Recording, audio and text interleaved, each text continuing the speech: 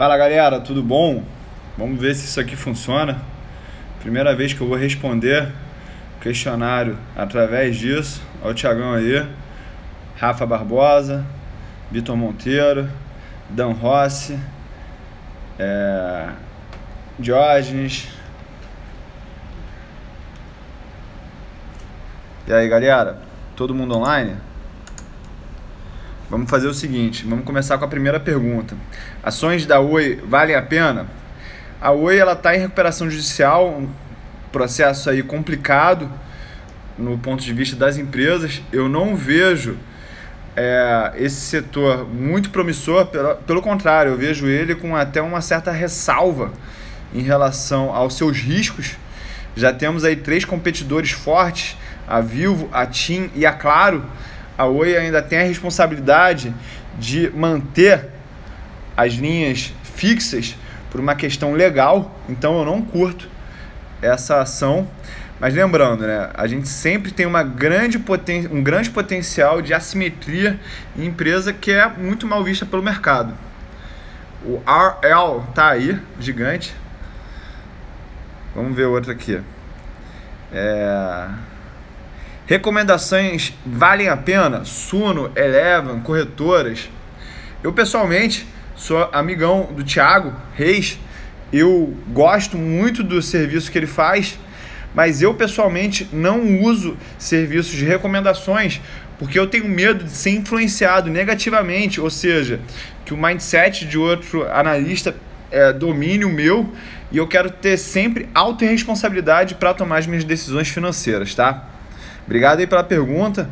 Eu acho que é muito útil se você usar as empresas de research como uma maneira de você filtrar oportunidades, tá? Deixa eu ver outra pergunta.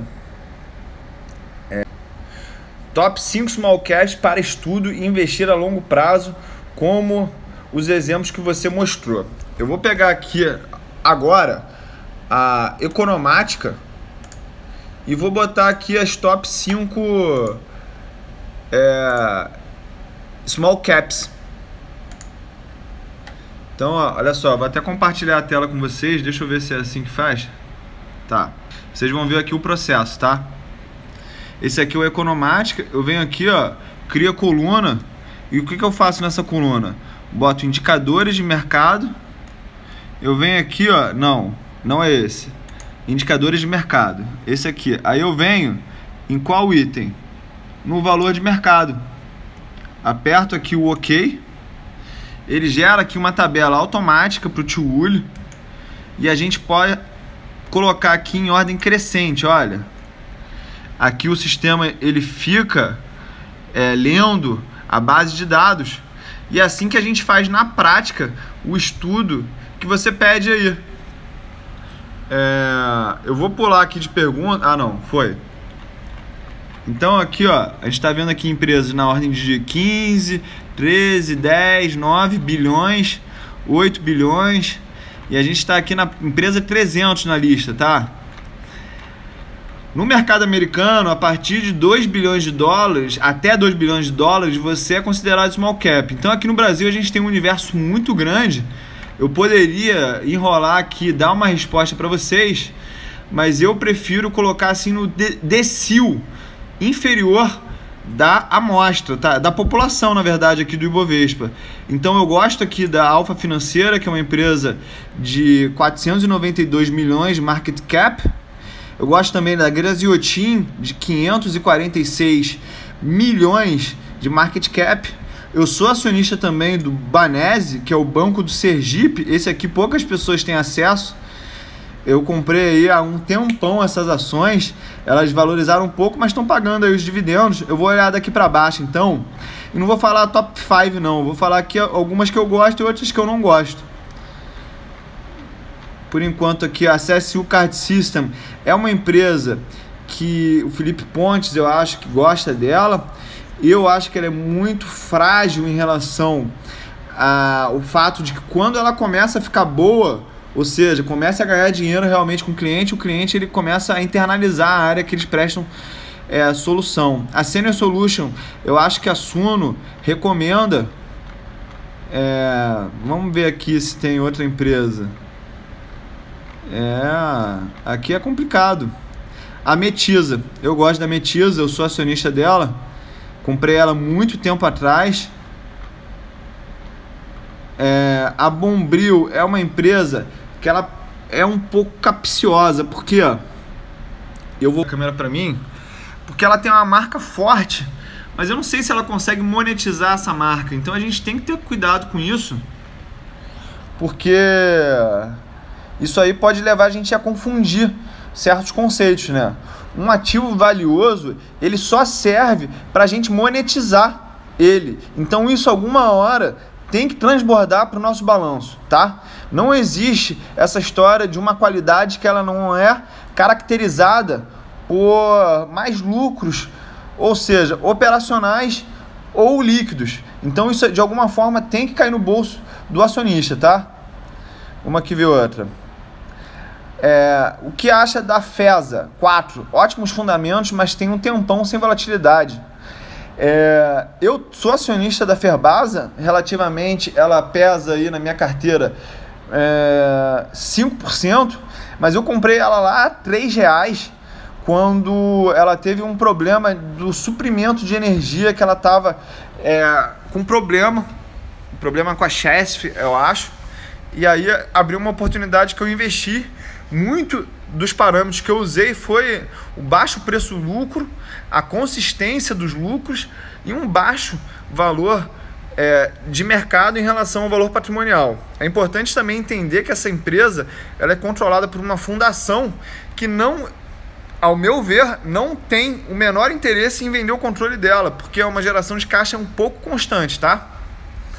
O HPS Master está pedindo para eu falar de Vulcabras. Eu não sou muito conhecedor da empresa, mas eu sei que ela passou por um turnaround em 2015, eu acho. Eu encontrei uma vez o Pedro Bartelli, que é o CEO da empresa, lá em Saint-Tropez, não falei. Quando eu encontrei em Porto Alegre, falei, e ele falou que os resultados ficariam ruins aí por um pequeno período, mas depois se recuperariam, entendeu? E voltando à Ferbasa, eu acho que você tem que entrar na hora que as pessoas não estão querendo comprar, que elas estão querendo vender, tá? A gente tem que ter muito isso em clara consideração quando a gente está investindo em algum ativo.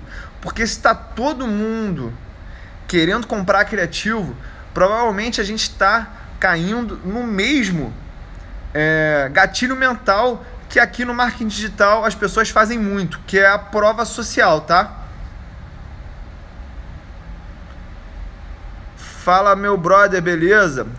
Eu queria uma dica para quem está começando do zero.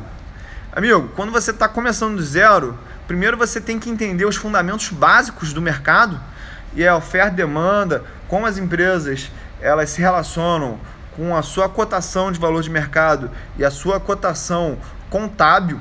Aí a gente está falando da relação preço sobre valor patrimonial, saber o porquê disso, saber o que é vantagem competitiva. Isso é muito importante, a gente entender o que é vantagem competitiva. E como eu falei há um tempo atrás aqui na live, quando a gente tem vantagem competitiva, isso tem que ser refletido no nosso balanço. E a maneira que eu vejo isso mais claramente nas empresas é a regularidade que elas têm ao gerar retorno. E isso passa também por pagar dividendos, porque no final das contas a gente trabalha num jogo que é assim, ó, a gente põe dinheiro de um lado, alguma coisa é processada no meio, de preferência legalmente, né? E moralmente também, e sai dinheiro no final. Esse dinheiro ele sai em duas formas basicamente, ou dividendos ou apreciação da ação. Mas só que quanto mais a apreciação da ação domina o retorno total, mais volátil tende a ser esse retorno, tá? Então, a dica para quem quer começar do zero é estudar bastante, entender os fundamentos do mercado. Se tivesse com 20 anos, como começaria hoje do zero? Cara, primeiro eu entenderia o que é uma duration de uma renda fixa para entender a sensibilidade do preço de mercado em relação à variação futura dos juros. Outra coisa que eu faria, começaria entendendo bastante o que é um fundo imobiliário, porque o fundo imobiliário tem uma volatilidade muito menor em relação ao retorno que oferece em comparação às ações. Só por que o tio Uli prefere investir em ações? Porque quando você consegue identificar regularmente as 20% melhores ações, aí sim você tem um retorno bem maior que o dos fundos imobiliários.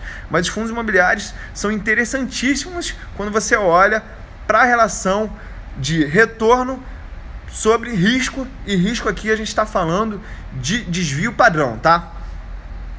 Alguém perguntou ali se opções é muito arriscado. Cara, é arriscado se você não souber o que você faz. Se você souber o que você faz, não é arriscado, porque na verdade você pode até diminuir o teu risco usando opções, tá? Quanto tempo estudou até ter coragem de investir? Eu falaria que eu realmente acordei para os investimentos em 1999.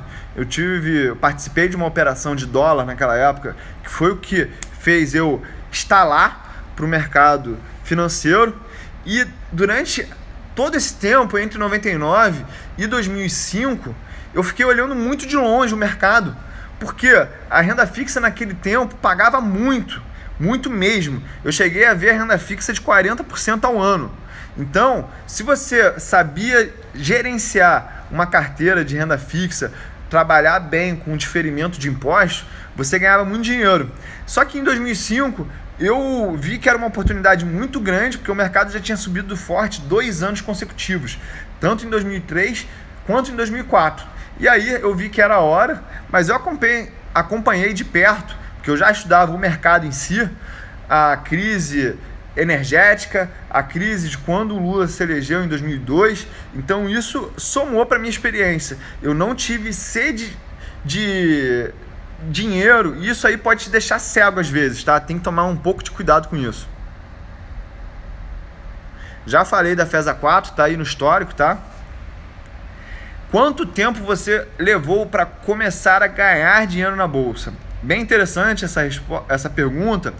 Eu vou te falar que eu ainda estou só no começo, tá? Então, posto isso, eu acho que você começa a realmente ver o impacto dos juros sobre juros trabalhando na renda variável a partir do 7º ano. Por isso que é essencial que a gente tenha muita paciência na hora de investir. Tem que ter paciência mesmo, porque quanto pior for o cenário geral do Ibovespa, ou seja, cotações em queda, elas vão te ajudar, por incrível que pareça. Porque você quer começar investindo numa crise para você realmente pagar barato nos ativos, tá? Outra. Qual a idade ideal para estimular uma criança a investir em renda variável? Eu sugiro que você leia o artigo sobre marshmallow, que falava de crianças que eram expostas ao marshmallow.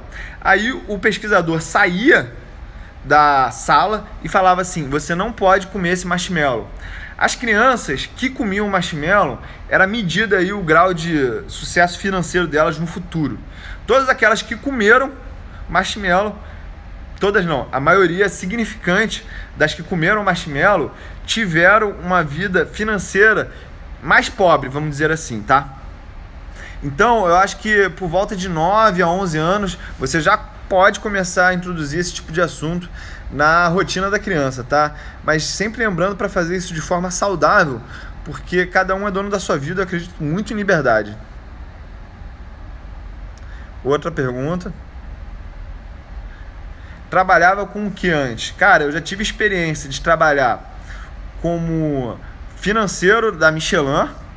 Eu já tentei empreender num restaurante também em 2005, foi a falência.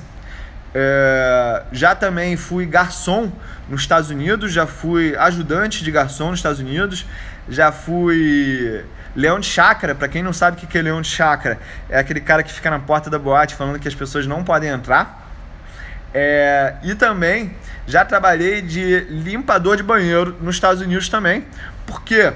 Porque os meus pais, eles não tinham maturidade suficiente para insistir quando eu era adolescente que eu tinha que saber falar inglês. Aí eu nunca fiz curso, cheguei na idade adulta sem saber falar inglês. E a maneira que eu solucionei isso foi pegar minhas coisas, ir lá pro Colorado, e a partir daquilo eu trabalhei nesses subempregos aí, e lá eu tive vários aprendizados. O primeiro deles foi que eu não queria trabalhar braçal pro resto da minha vida, por isso que eu foquei em trabalhar na minha mente. E também eu aprendi o valor do dinheiro. Cara, tinha dia lá que eu trabalhava de 8 da manhã às 4 da manhã, quase não dormia, era bem insalubre trabalhar, mas foi bom. Foi uma das melhores experiências da minha vida, na verdade. Então eu sugiro para todo mundo que possa ir para fora, trabalhar, que faça, tá? Qual conselho daria a um jovem de 15 anos? Cara, esse aí tem tempo mesmo para apostar tudo na renda variável. E eu compraria, cara, Bova 11, eu acho, desde sempre. Porque quando eu chegasse com 25 anos, estivesse mais maduro, realmente mais maduro, eu já teria um lastro gigante de renda variável, teria experiência e principalmente teria a margem, né? E aí eu começaria a fazer umas operações aí que eu não posso falar para vocês aqui, eu posso falar lá no Close Friends, mas aqui não dá. Muito avançado, posso até causar um dano a vocês, tá? Mais uma pergunta. Você se formou em quê? Chegou a exercer a profissão? Eu me formei em administração. Logo depois eu engatei um MBA no IBMEC em finanças e foquei direto no mercado a partir daí, cara. Quando eu fali com esse restaurante aí, eu entendi, na verdade eu botei o dinheiro como investidor e achei que você poderia ter um negócio, ser investidor de um negócio e não trabalhar. Foi o maior engano que eu vivi. E a partir daí eu entendi, cara, se eu vou assumir risco a partir de agora, eu vou fazer isso somente através do mercado de capitais. Por isso que as pessoas podem me oferecer inúmeros e inúmeros negócios se eu vou falar não. Por quê? Porque eu tenho foco. E ter foco é saber falar não, tá? Se eu cheguei a exercer a profissão de administrador, cara, eu exerço até hoje, porque eu tenho 2 empresas do ramo imobiliário e eu tenho que administrar elas legalmente, tá? Eu tenho uma equipe que me ajuda, eu dou mérito tremendo a eles, porque eu sou uma pessoa naturalmente pouco organizada, e aí eu tenho que descentralizar decisões e conto com a ajuda aí de pessoas realmente que eu tenho muita estima, tá? Vamos outra. Melhor livro sobre risco. Eu vou falar aqui de 2 livros, e são 2 com características diferentes, tá? O primeiro livro com característica mais técnica é o Dynamic Hedging, é o livro técnico do Nassim Taleb, é bem bonito, eu já falei aqui dele em outras lives, e o livro mais romântico, mas também com muito conteúdo de qualidade, foi Against the Gods. Eu acho que o título dele em português é Desafiando os Deuses, e ele fala sobre uma questão histórica, filosófica, da questão de risco, e lá ele fala do porquê a gente tem que acreditar em Deus por uma questão matemática. E basicamente, encurtando a resposta, é porque a expectativa matemática é positiva para quem acredita em Deus, tá?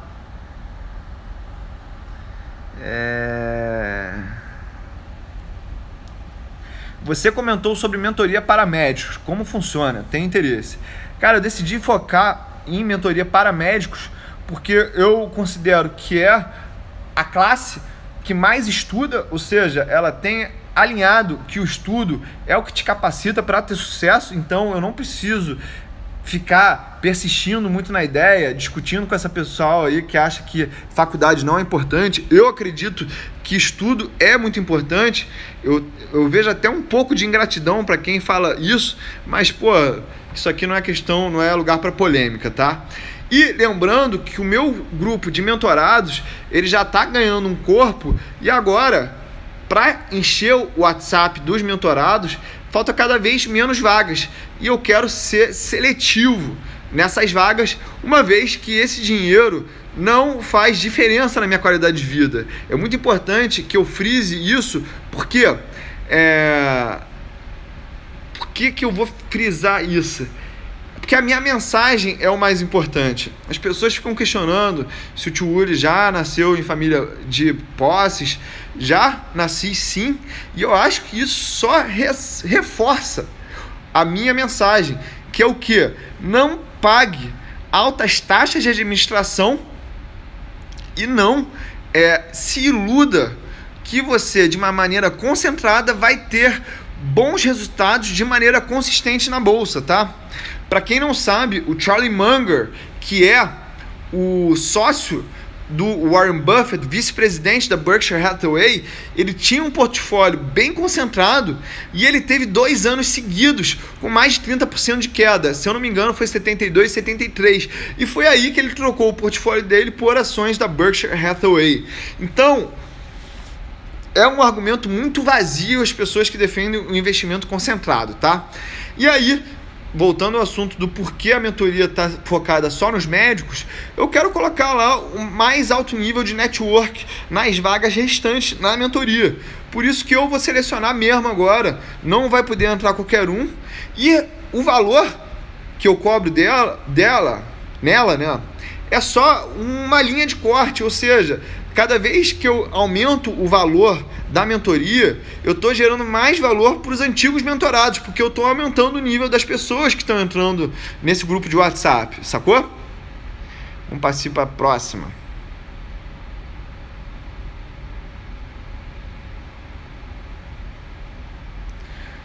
O que acha de opções? Eu acho que é uma ótima ferramenta. Eu acredito que as pessoas que não gostam de opções, elas são ignorantes no assunto, e não é num sentido pejorativo. Eu estou falando isso aqui no sentido de ignorar os benefícios mesmo. Por quê? Imagina uma pessoa que estava comprado no risco vale no dia que estourou a barreira, tanto de Brumadinho quanto daquela... Esqueci agora o nome da outra, tá? Se essas pessoas tivessem comprados em opções na mesma quantidade que elas estavam em ações, elas teriam perdido menos dinheiro. Ou seja, elas estariam expostas ao lucro ilimitado que o ativo oferece, mas elas não estariam expostas no tamanho do risco que elas estavam quando elas estavam com as ações. Então a gente tem que entender que as opções são uma ferramenta ótima para quem quer gerenciar risco, tá? Só que, claro que em todo mercado a gente tem sempre os boçais. O boçal é aquele cara que ele não consegue entender o conceito e ele extrapola aquilo. Eu já fui um boçal em opções. É por isso que eu tô aqui falando para vocês com toda a autoridade de quem já perdeu muito e já quem ganhou muito, que opções é uma faca, como eu brinco, de 2 legumes, tá? Ela pode ser muito boa ou pode ser muito ruim para o seu portfólio. Eu gosto de estratégias de opções que você fica convexo no risco, e para quem não sabe o que é convexo, é a potencial de perda limitado com potencial de ganho ilimitado, tá? O Vitor Garletti pergunta, como faz pergunta? Cara, isso aqui foi de um story mais antigo que eu tô repostando aqui, tá?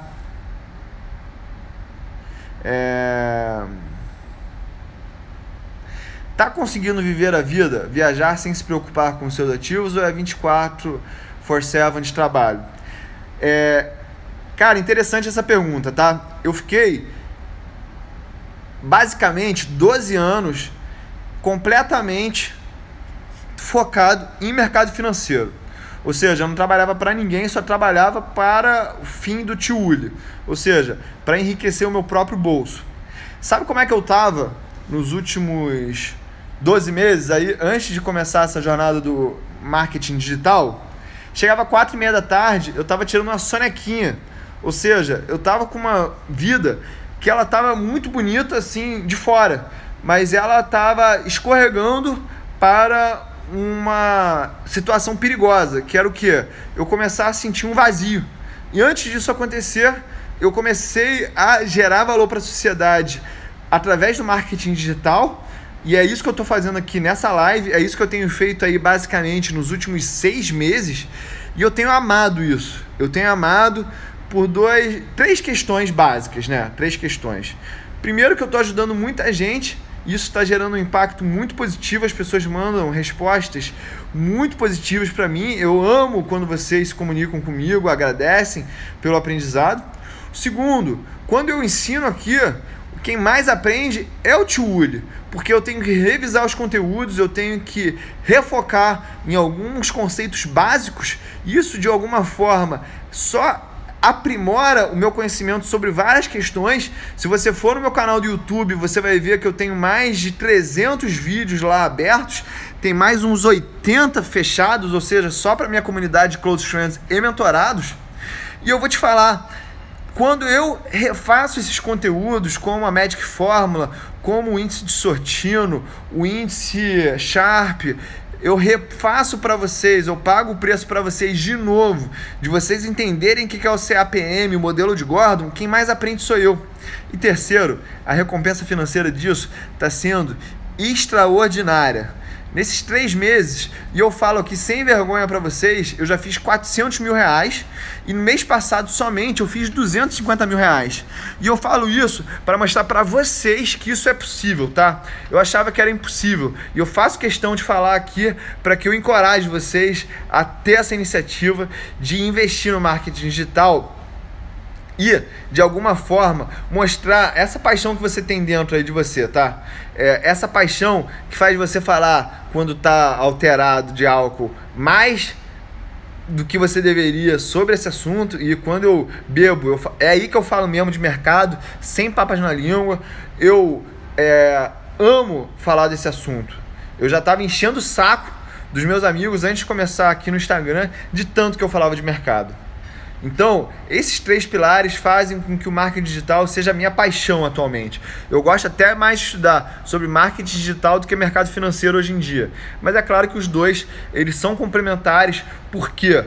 Porque a transformação que eu quero gerar na vida de vocês é a liberdade. Porque para mim ter dinheiro é ter liberdade. Quem já não teve dinheiro, e eu já não tive dinheiro, sei como é você querer sair de casa e não poder porque não tem dinheiro, simplesmente por isso. Você não pode sair de casa porque você não tem dinheiro. Então, para você se livrar desse problema, se você estiver vivendo com ele, eu te recomendo 2 coisas. Primeiro, invista em livros, porque os livros são a maneira mais barata da gente investir na nossa capacidade técnica, e a partir daí você pode gerar conteúdo no Instagram, gerar valor, gerar o gatilho de reciprocidade para depois aí vender no marketing digital. E outra coisa bastante importante, se você não tem dinheiro, se você tá duro e você quer sair de casa, mas sente que não tem essa liberdade, vai fazer exercício, cara, porque o exercício, ele ativa a tua mente, e é aí que você pode realmente ter um insight para ganhar dinheiro, porque só quem não sabe o quanto o dinheiro é importante é quem sempre teve. O tio Uli já passou por uma fase que ele não tinha dinheiro, eu não tinha dinheiro mesmo, galera. Eu andava de ônibus, eu tinha que pegar 2 ônibus, se eu pudesse economizar um ônibus, eu economizava esse ônibus. E isso aí me ensinou muito a dar valor para todo real. É por isso que eu valorizo todo real, eu valorizo muito a experiência de vocês. Eu, quando vejo vocês falando, pô, eu invisto pouco, 500 reais, eu invisto pouco, eu tenho só 5 mil, eu falo, cara, cada centavo conta mesmo, tá? Se você não fizer cada centavo valer a pena, não vai ser mais ninguém que vai fazer isso por você. É por isso que eu falo, invista de maneira diversificada, porque a gente não pode perder dinheiro por estar concentrado. E outra coisa, invista a um baixo custo. E quando eu falo disso, é economizar nos impostos e economizar na taxa de administração que você paga para o teu fundo, para o produto que você investe agora, tá? Então, respondendo, tá 24/7, mas eu tô amando isso, tá? Qual era a sua média de aporte antes do primeiro milhão? Cara, essa questão aí, sério, eu vou criar só mais polêmica quanto mais eu falar dela, tá? Então eu vou guardar isso aí pro Close Friends, porque o Close Friends merece escutar essa história, mas vai ser num outro momento, tá? Ó, o Gui explica aí, ó. Mentorado, esse aí investiu barato e eu acho que ele fez um ótimo negócio. Agora eu vou falar de top 5 ações para o longo prazo. E quando eu falar disso, eu quero que vocês entendam uma coisa de uma vez por todas, tá? Isso não é recomendação, tá? Não é recomendação por 2 motivos. Por quê?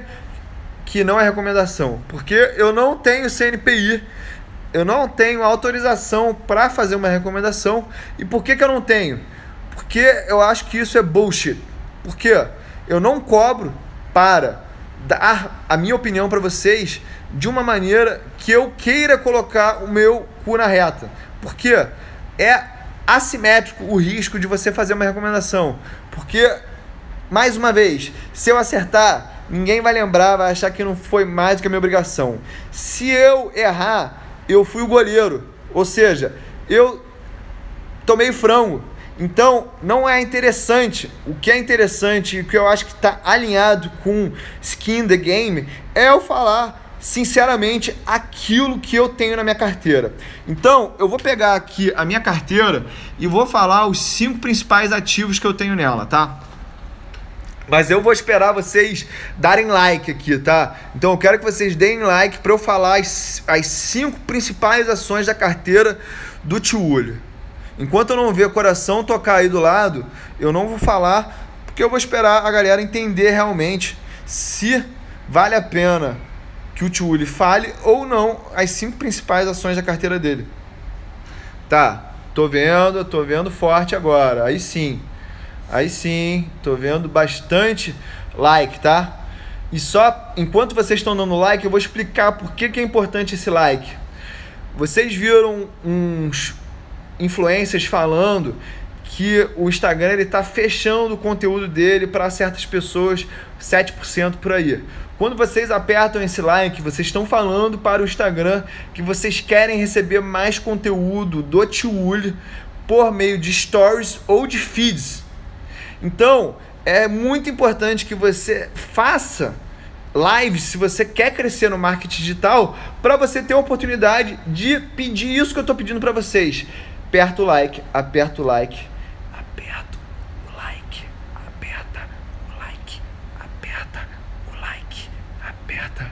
Boa, galera. Vou falar então as 5 principais ações em relação a volume financeiro na carteira do Tio Uli, tá? Primeira absoluta é a queridinha, a empresa do Warren Buffett, Berkshire Hathaway. E ela representa, hoje em dia, na minha carteira, 18%. 18% é overweight, porque, naturalmente, você teria que ter 10% no mínimo, no máximo, né, de cada ação na tua carteira. Mas essa ação, ela é muito velho, na minha opinião, porque o Warren Buffett está recomprando ações dela agora, e quando ele faz isso, é sinal de que ele está vendo valor na empresa. Porque é uma diversificação em dólar também, e isso é muito importante para mim. Eu preciso ter uma diversificação grande em dólar, porque eu gasto muito em dólar. Eu viajo tipo 6 vezes por ano para o exterior e eu gasto bastante em dólar. Eu gosto de ter itens importados, então faz sentido eu diversificar em dólar. Então, primeiro, Berkshire Hathaway. Segunda ação, tá, galera? Segunda ação, Itaúsa. Itaúsa é a empresa controladora do Itaú, banco privado número 1 do Brasil, e o histórico de retorno, a cultura de dono do Itaú, ela é sem comparação, tá? Ih, caralho. Sem comparação. Por quê? Porque o banco vem fazendo aquisições de maneira responsável há muito tempo. Ele tem um altíssimo ROI, ROE, Return on Equity. Então é isso que me atrai na Itaúsa, tá? Segunda. Terceira ação, galera. Terceira ação, CSN, tá? Mas essa é uma posição especulativa, baseada num indicador quantitativo que eu realmente fiz. Eu pessoalmente fiz esse indicador quantitativo. E eu vou mostrar aqui uma coisa para vocês que eu mostrei antes na rede social, que é as posições que eu tenho nesse indicador quantitativo. O que é isso? Essas posições aqui, galera, que eu tô com 1, é porque eu tô comprado, tá? Tudo que tá com 1 eu tô comprado. Tudo que tá em 0 eu tô vendido. E esse número aqui é o stop dessa posição. Então, por exemplo, eu tô compradaço em CSN, mas eu tô com o stop dela em 9,71. E esse stop é móvel, tá? Então, vamos ver aqui quanto é que a CSN fechou hoje. A CSN fechou a 9,90. Ou seja, ela tá a quase 2% desse stop. Sacou? E eu vou dar mais um ponto aí exclusivo para vocês, tá? Eu fiz uma operação hoje, eu vou mostrar só uma parte dessa operação. Olha lá, eu tô vendido, ó. Olha lá, viu? Vendi hoje 27 quilos de petro. Mas é claro que eu redeei essa posição com outro ativo, tá, galera? Eu redeei ela com outro ativo. Mas esse aí eu não vou falar qual foi esse ativo, mas só para vocês saberem isso. Dei essa exclusiva aqui para vocês, tá? Falei que vendi 27 quilos de petro hoje. Mas isso significa que eu acho que o papel vai cair? Cara, pelo contrário. Vocês viram ali naquela tabela que a petro está comprada. Vocês viram que tem um stop ali também. Por quê? Porque aquela posição era especulativa, tá? Não é investimento de longo prazo aqui, ó. E vocês vão me questionar. Pô, tio Uri, você faz buy and hold ou você faz posições especulativas? Eu faço as duas. Por quê? Porque o drawdown dessas duas estratégias acontece num momento diferente. Para quem não entende o que é isso, você tem que focar mais no estudo do canal do tio Uri, tá? Porque eu já falei aqui várias vezes, eu não vou falar agora o que é isso, porque vai acabar aqui com a dinâmica das 5 top ações de longo prazo do tio Uri, tá? Então eu já falei de Berkshire Hathaway, eu já falei de Itaúsa, eu já falei de CSN e eu vou falar mais duas agora. A outra é a Grandene. Só que a Grandene, eu vou falar pra vocês, eu tô comprado na Grandene, sem brincadeira. O preço médio aí, se for de R$4, tá alto, tá? R$4 tá alto. Mas sabe há quanto tempo eu tô comprando Grandene? Eu tô comprando aí no mínimo há 7 anos. 7 anos, Grandene. Tô comprando Grandene há 7 anos, tá? Por isso que ela se tornou uma posição grande na minha carteira. Porque eu comprei ela e ela subiu muito de valor. Então a gente pode ter uma alta participação de uma ação na nossa carteira por 2 motivos básicos. Ou a gente fez um aporte muito forte naquela posição, ou aquela posição deu tão certo que você ficou gigante nela. E eu fiquei gigante na Grandene. E, porra, eu sou muito fã da Grandene. Por quê? Porque é um produto perene. Todo mundo usa Havaianas. Então, quando eu somo a posição Alpargatas mais Grandene, aí que a posição em calçados fica gigante mesmo, tá? E aí eu já falei Berkshire Hathaway, eu já falei de Itaúsa, eu já falei de CSN, falei agora de Grandene, do Alexandre Grandene, maior produtor aí de calçado do Brasil. Caixa gigante, mais de 1 bilhão quase em caixa. Em quinto, eu vou falar agora, mas eu quero like lá, galera, por favor, quero like lá para falar a quinta e última, tá? Talvez essa seja a com maior potencial de alta, tá? Tem que ver like lá, galera. Tem que ver. Não travou não. Tem que ver like, galera. Tem que ver like aí, ó. Tem que ver like pra eu falar a quinta. Não travou não. Ih, caralho, travou.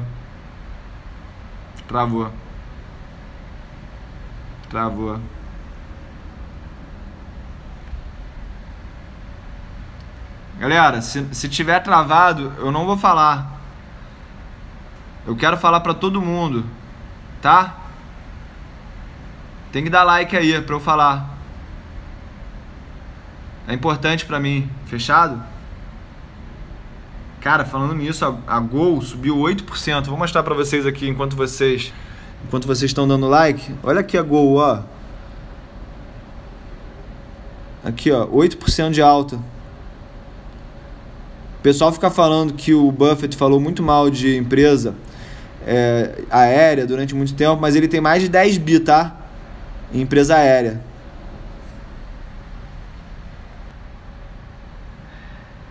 E aí, galera? Travou?